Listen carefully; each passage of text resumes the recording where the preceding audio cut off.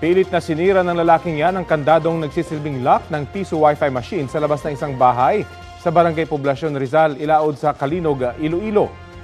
Pagkakuha sa laman ng box, tumakas ang suspect sakay ng isang motorsiklong minamaneho ng pinaniniwalaang kasabwat niya.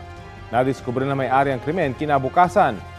Batay sa investigasyon, 388 pesos ang natangay ng suspect na nakilala ng mga pulis na may mga record umano ng pagnanakaw sa kanilang barangay. Hindi na nagpa-blotter ang may-ari at wala na rin umano siyang balak na magsampa ng reklamo. Patuloy pang tinutukoy ng pulisya ang kasamahan niyang nagmamaneho ng motorsiklo. Nahulog sa bangin sa Antipolo, Rizal ang isang closed van matapos umanong mawala ng preno. Ayon sa driver ng van, sinunod lang nila ang direksyong itinuro ng isang GPS app na dinala raw sila sa matarik na kalsada. Balitang hatid ni EJ Gomez, exclusive. Kung titingnan nyo, halos madurog yung truck sa pagkakahulog mula doon sa bangin sa taas. Yan ang sinapit ng closed van matapos maaksidente sa Barangay San Jose, Antipolo City, pasado alas 5 ng umaga kahapon. Ayon sa first responders, galing Taguig ang closed van na kargado ng mga panindang grocery items na i-deliver sana sa Tanay, Rizal. Sakay ng van ang isang driver at dalawang magkapatid na pahinante. Sinusundan daw nila ang direksyon na itinuturo ng isang GPS app. Sa halip na sa highway, itinuro raw sila sa shortcut pero matarik na daan sa may sitio Buhanginan. Sa mataas na bahagi pa lang daw ng matarik na kalsadang ito, nawalan na umano ng preno ang 6-wheeler na closed van at saka dumire-diretso sa bakanting loting ito. Bumulusok ng takbo at tuluyang nahulog sa banging ito. Ang closed van sumalpok na lang daw sa isang malaking bato at puno ng niyog. Himalang nakaligtas ang mga sakay ng van. Bali pagdating po namin sa scene, yung driver po nakalabas na po at saka yung isang pahinante. Tapos yung kapatid ng pahinante, yung isa palabas na lang din po. Gumapang lang po siya dun sa bintana. Nagtamo ng ilang sugat sa daliri at tuhod ang isa sa mga pahinante. Ayon sa 25 anyos na driver, hindi po namin alam na bumulusok na po kami, nawalan po kami ng preno eh. Nawalan kayo ng preno? Sinunod lang po namin yung sa mapa. Ayaw na kumagat? Ayaw na po kumagat. Pati kahit naka-handbrake na po kami, di na po talaga kaya. Kala nga namin, katapusan namin eh. Masyadong patarik eh. Oo, matarik kasi yung... Tapos di namin alam na may ganito pala. Nanigas lang yung katawan namin, buti wala pong nangyaring masama sa amin. Wala namang nadamay sa aksidente. Ayon sa lokal na pamahalaan, marami na ang nadisgrasya sa naturang lugar at 5 na raw ang nasawi. Paalala ng otoridad sa mga motorista, lalo na sa bumabiyaheng mga kargadong truck, iwasan ang daang Pari Road. Ito ay isang napakamatarik na kalsada na pwede kayong madiretso po dito sa bangin. EJ Gomez, nagbabalita para sa GMA Integrated News.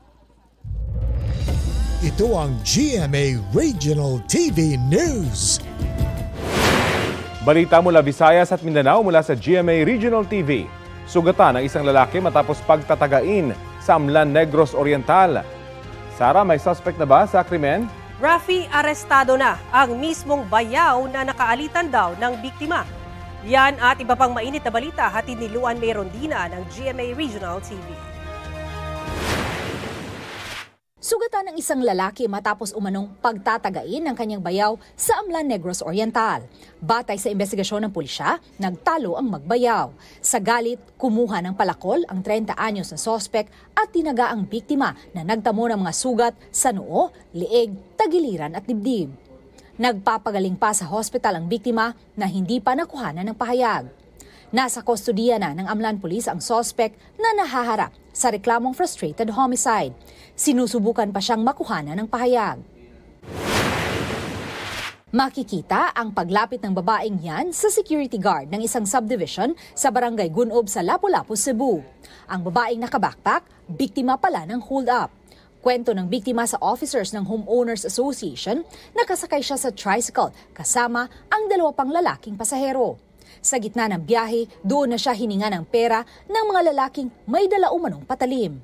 Agad namang nagbigay ng barya ang biktima, saka bumaba sa tricycle. Pinost na ng isa sa mga opisyal ng homeowners ang insidente sa social media. Nagsasagawa na ng CCTV backtracking ang Lapu-Lapu City Police para makilala ang mga nasa likod ng krimen. Sinusubukan pa nilang makuhanan ng pahayag ang biktima. Luan Merondina ng GMA Regional TV, nagbabalita para sa GMA Integrated News. Nailigtas sa Iligan City ang 3 menor de edad na mga biktima umano ng online sexual exploitation. Sa ikinasang operasyon ng pulisya, naaresto ang 2 sospek na edad 45 at 38. Edad 13 anyos naman ang 2 babaeng biktima, habang 16 anyos ang isa pang lalaki. Inaalam pa ng pulisya kung magkaano-ano ang mga sospek at biktima. Nakumpiska sa operasyon ang mga ginagamit sa krimen tulad ng cellphone, laptop, mga sex toy, pati ang mga resibo ng money remittance services at mga dokumentong may pangalan at numero ng mga dayuhang sangkot dito. Hindi nagbigay ng pahayag ang 2 sospek. Dinala naman na sa City Social Welfare and Development ang mga menor de edad. Ito na ang mabibilis na balita. Nagliyab ang isang SUV matapos sumalpok sa railing ng Skyway sa Taguig. Nasawi sa insidente ang driver ng sasakyan.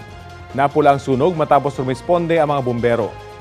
Patuloy ang investigasyon ukol sa insidente at sa pagkakakilanlan ng nasawing driver.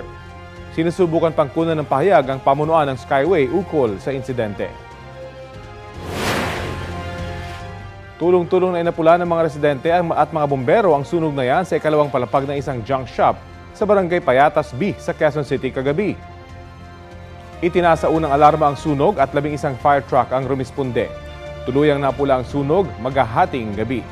Walang naitalang sugatan at nakalabas din ang pamilya at tauhang nasa loob ng junk shop. Inaalam pa ng mga otoridad ang sanhi ng apoy at maging ang kabuuang halaga ng pinsala.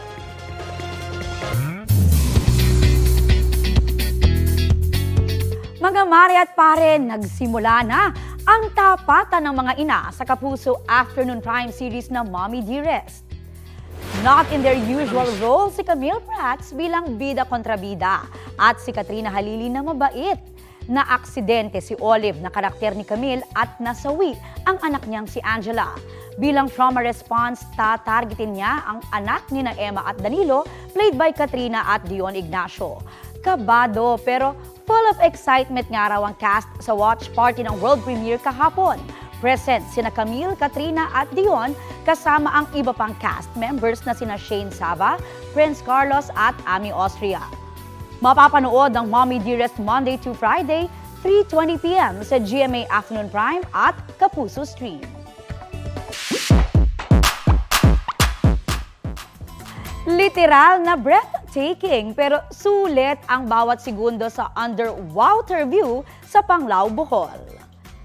Sino ba naman ang hindi mamamangha sa ganda ng Balikasag Island? Malinaw na tubig at masiglang underwater life gaya ng nakunan ng diver videographer na si Shem Kwako. Kaya ang model niya tila part of the world ng naispatang School of Fish. Wow na wow!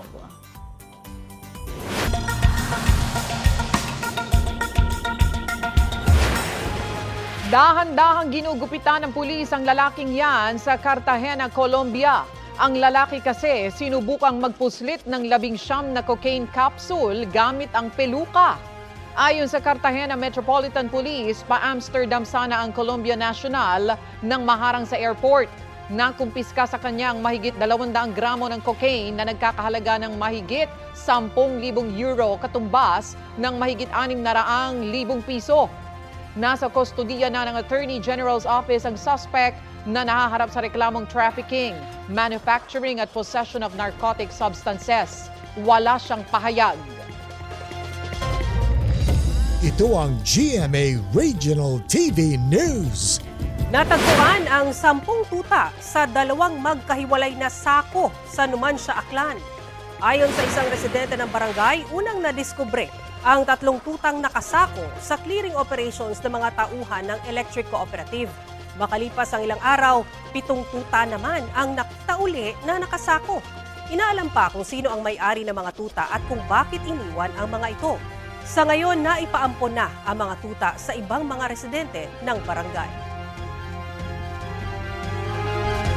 Nasunog ang pamilihang bayan sa Sipocot, Camarines Sur. Makapal na usok ang lumabas mula sa palengke kahapon ng hapon. Natupok ang mga paninda sa pamilihan. Umabot ng mahigit sa 1 oras bago idineklarang kontrolado ang sunog. Patuloy pang inaalam ang sanhi ng apoy at halaga ng pinsala. Wala namang naitalang nasugatan. Mapapanood na simula bukas ang pinakabagong GMA Integrated News Podcast na Power Talks with PR Kanghel. Powerful ang pilot episode niyan dahil ang first guest ay si GMA Chairman of the Board, Attorney Felipe L. Gozon, na magbabahagi ng life lessons at kanyang secrets to success. Balita hatid ni Mark Salazar.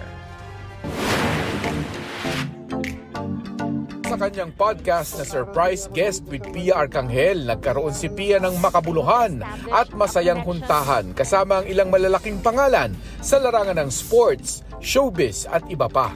As parents, tayo talaga ang architect sa magiging future ng anak natin. Ngayon, mga influential na personalidad naman tulad ng business tycoons, tech innovators, award-winning artists at iba pang industry leader ang makaka one-on-one ni Pia sa pinakabagong GMA Integrated News Podcast na Power Talks with Pia Arcangel na magsisimula sa February 26. Mabuhay and welcome to Power Talks. Excited si Pia para sa bagong podcast produced by GMA Digi Labs. I hope that from the show, viewers and listeners will be able to pick up stories that they will learn valuable lessons that they can apply to their own lives as well. Sabi ni Senior Vice President and Head of GMA Integrated News, Regional TV and Synergy Oliver Victor B. Amoroso, patuloy ang paghahanap ng GMA Network ng makabagong paraan para maabot ang audience sa iba't ibang online platform. First guest sa newest Kapuso podcast si Attorney Felipe L. Gozon, Chairman of the Board and Advisor at Chairman ng Programming Committee ng GMA Network. Dito nagkwento siya tungkol sa kanyang childhood. Oh yes, I was so malikot. I was all over the place. Pamilya. So sir, what are some of the biggest joys you have as a parent and as a grandfather? Well, to see my children succeeding. Life lessons. Early on, I already learned never to argue with my mother. You will never win. So why argue? Ang kanyang leadership style. I learned from that not to listen to excuses. At realizations. When you look back, your career, everything that you have accomplished, what would you say to your younger self? In life, you have to set a goal. And when you achieve the goal, you cannot imagine how you feel.